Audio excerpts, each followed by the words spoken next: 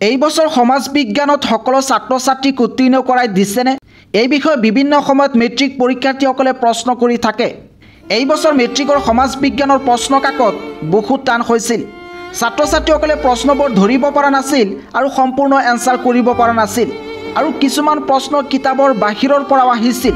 পৰীক্ষা অনুষ্ঠিত হোৱাৰ পিছতেই ছাত্ৰ ছাত্ৰীৰ লগতে অভিভাৱক লগতে শিক্ষক শিক্ষয়িত্ৰীসকলে সামাজিক মাধ্যমৰ জৰিয়তে এক আন্দোলন আৰম্ভ কৰিছিল। ইয়াৰ পিছতে অসমৰ মুখ্যমন্ত্ৰী ডক্টৰ হিমন্ত বিশ্ব শৰ্মাই ঘোষণা কৰিছিল যে সমাজ বিজ্ঞানৰ ছাত্ৰ ছাত্ৰীক অতিৰিক্ত নম্বৰ দি উত্তীৰ্ণ কৰাই দিব। যদি ছাত্ৰ ছাত্ৰীসকলে বাকী পৰীক্ষাবোৰত ভাল নম্বৰ পায় তেতিয়াহ'লে এই সমাজ বিজ্ঞানত অতিৰিক্ত নম্বৰ দি সকলো ছাত্ৰ ছাত্ৰীক উত্তীৰ্ণ কৰাই দিব। যেহেতু ইতিমধ্যে অসমৰ মুখ্যমন্ত্ৰী ডক্টৰ হিমন্ত বিশ্ব শৰ্মাই ঘোষণা কৰিছে, গতিকে এতিয়া নিশ্চিত যে সমাজ বিজ্ঞানত সকলো ছাত্ৰ ছাত্ৰীক উত্তীৰ্ণ কৰাই দিছে।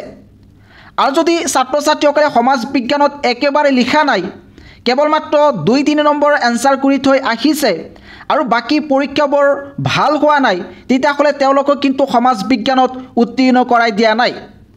কেৱল মাত্ৰ সেইসকল ছাত্ৰ ছাত্ৰীক উত্তীৰ্ণ কৰাই দিছে যিসকল ছাত্ৰ ছাত্ৰীয়ে সমাজ বিজ্ঞানত অলপ লিখিছে আৰু বাকী পৰীক্ষাবোৰ ভালকৈ দিছে, যেনেকৈ সাধাৰণ বিজ্ঞান, গণিত, ইংৰাজী এনেকুৱা ধৰণৰ যিবোৰ ছাবজেক্ট আছে, সেই ছাবজেক্টৰ পৰীক্ষা যদি বহুত ভাল হৈছে তেতিয়াহ'লে তোমালোকক এই সমাজ বিজ্ঞানত উত্তীৰ্ণ কৰাই দিছে। আৰু সমাজ বিজ্ঞানৰ যিসকল ষ্টুডেণ্টে অলপ হ'লেও লিখিছে তেওঁলোকক কিন্তু উত্তীৰ্ণ কৰাই দিছে। গতিকে সমাজ বিজ্ঞানক লৈ তোমালোকে টেনশ্যন কৰিব নালাগে। এই বছৰ সমাজ বিজ্ঞানত সকলো ছাত্ৰ ছাত্ৰী কিন্তু উত্তীৰ্ণ কৰাই দিছে আৰু যেহেতু ইলেকশ্যন আহিছে এতিয়া কিন্তু তোমালোকক ফেইল কৰাই নিদিয়ে। তোমালোকে সমাজ বিজ্ঞানত কিমান নম্বৰ পোৱাৰ এক্সপেক্টেশ্যন আছে এইটো ভিডিঅ'ত কমেণ্ট কৰিবা।